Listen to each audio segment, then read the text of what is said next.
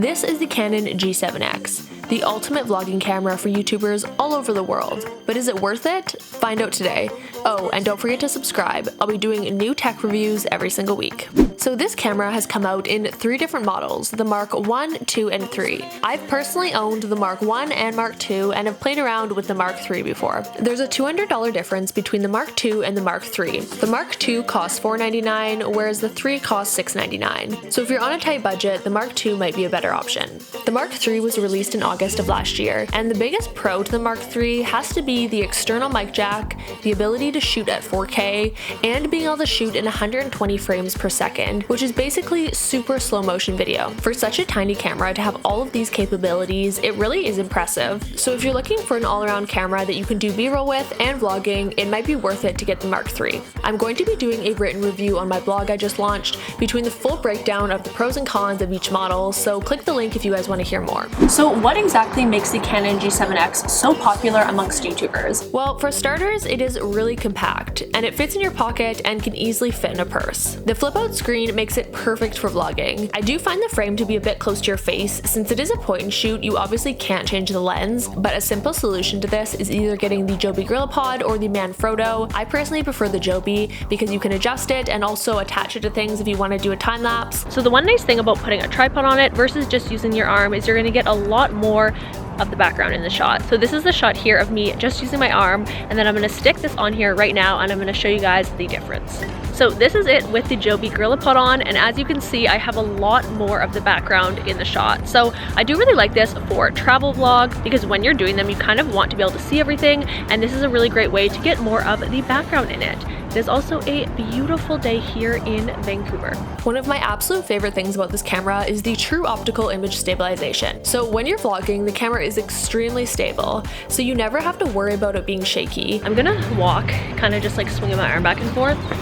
Well, not back and forth, up and down, but as you can see, it's pretty like steady even with me doing like an intense walking motion. This camera does have built-in Wi-Fi, so you can send the photos and videos to yourself and edit right on your phone, so it is nice for shooting on the go. And a little hot tip for those of you who are new is you always want to make sure that you're shooting in RAW, and basically this allows the camera to capture more information about the image, so then when you bring it into your editing program, you just have so much control over it versus just shooting it in JPEG. You can zoom in quite far on this camera. It is kind of slow to zoom in, as you can see from this footage here, but it is still able to capture things that are far away, even though it's not going to be super sharp when it's zoomed in. Something kind of cool about this camera that I actually discovered when I was filming this video was that this camera has a built-in ND filter that you can turn on by pressing Q, which is super ideal if you're shooting in bright sunlight because then you don't have to worry about your shot being overexposed. But honestly, the camera does a pretty good job of adjusting to the exposure, so you don't even necessarily need this. So let's go over some of the things I don't exactly love about this camera. So this camera does have a bit of an autofocusing issue. I do find that I have to tap the touchscreen quite a bit if it's in non-ideal shooting conditions, like if it's a low light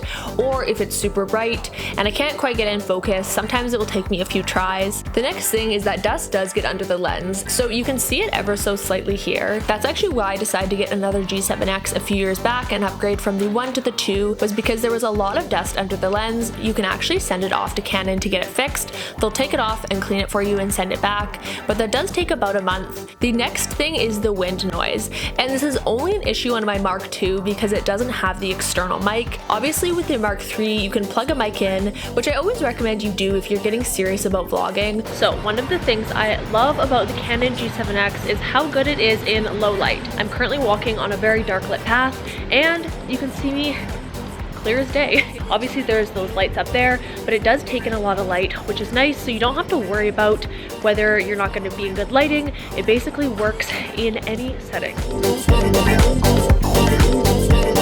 And lastly, I wanted to show you guys some test shots that I got. As you can see, these photos turned out pretty good. And then as for the video, I slowed it down 50% because I was shooting in 60 frames per second, and then I added some color grading on it. And the B-roll actually looks pretty good overall. So after seeing all that, what's your thoughts on the Canon G7X? If I had to buy a new vlog camera right now, I would probably spend the extra bucks and get the Mark III because having an external mic jack and shooting in 120 frames per second, that basically sells me on it. And if you guys want to see any other reviews, definitely let me know in the comment section below. I'm gonna start making some weekly tech videos, so subscribe if you guys haven't done so already. You can follow me on Instagram, and I will see you guys in my next video. Bye.